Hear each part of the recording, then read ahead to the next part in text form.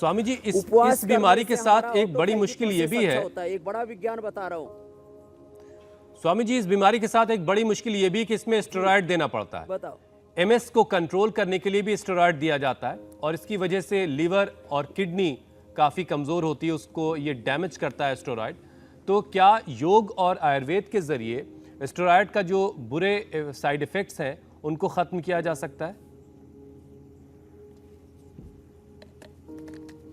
अब देखो, वही मैं बात आपको बता रहा था।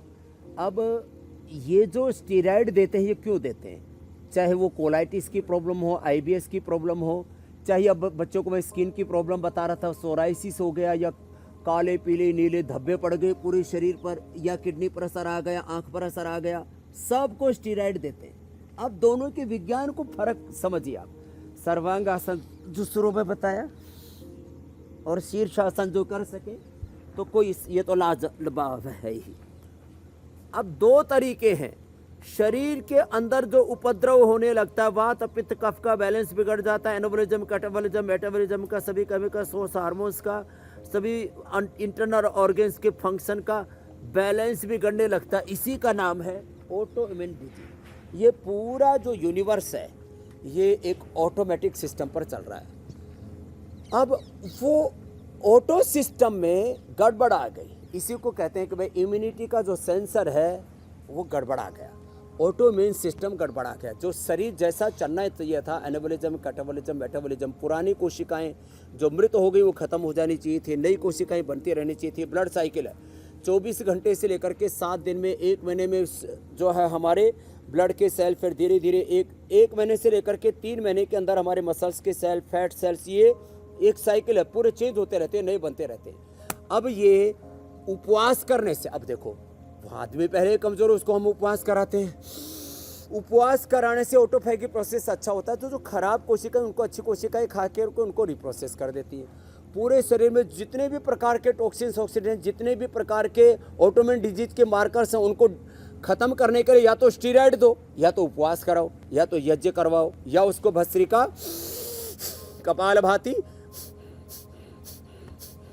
चलो सब कपालभाति और अनुलोम विलोम करते हैं, अनुलोम विलोम और कपालभाति करो। इससे जो बढ़े हुए मार्कर्स हैं, जैसी जितनी चीजें जिनकी होनी चाहिए थी, उससे ज्यादा मात्रा में वो 2, 3, 4, 5, 10 गुनी बढ़ गई। अब ESR होना चाहिए 15, हो गया 150। ये अब होना चाहिए RA फैक्टर 20, हो गया वो पूरा का पूरा 200, 500, 1000 तक ऐसे बढ़ जाते हैं सब।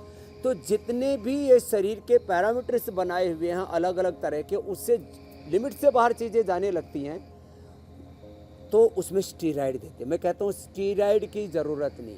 एक तो उपवास करें, दूसरा योग साधना करें, तो उससे बढ़ा हुआ वात, बढ़ा हुआ जितने भी अलग अलग मार्कर्स बढ़ जाते हैं, वात में, पित्त में, कफ में, CT स्कैन कराते हैं, ब्लड टेस्ट कराते हैं, MRA कराते हैं, ये जितने भी हम टेस्टिंग कराते हैं, उसमें पता लगा कि कुछ चीज़ें ज़्यादा बढ़ गई।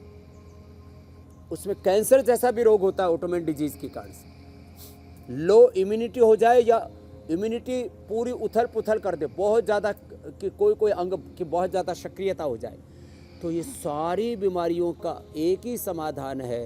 इस बढ़े हुए उपद्रव को कम करने के लिए उपवास करें, कपालभाति करें, अनुलोम विलोम करें, और खाने पीने में नेचुरल चीज़ें खाएं, अंकुरित खाएं, जितना भी हो सके बॉइल्ड खाएं, जितना हो सके तला हुआ ना खाएं, जंक फूड, फास्ट फूड, ये तमाम तरह की चीज़ों से बचना होगा, और मन को शांत रखें, नेगेटिविटी से बचें। जितने भी आप ये गैजेट्स का इस्तेमाल करते हैं, ज़्यादा से ज़्यादा रेडिएशन उनको ऊपर प्रभाव कर रहा है, रेडिएशन से जितने बचें, जितने ज़्यादा पोल्यूशन से बचेंगे, प्रकृति की ओर लौटेंगे, तो सारी विकृति दूर होंगी। ये मूल सिद्धांत है।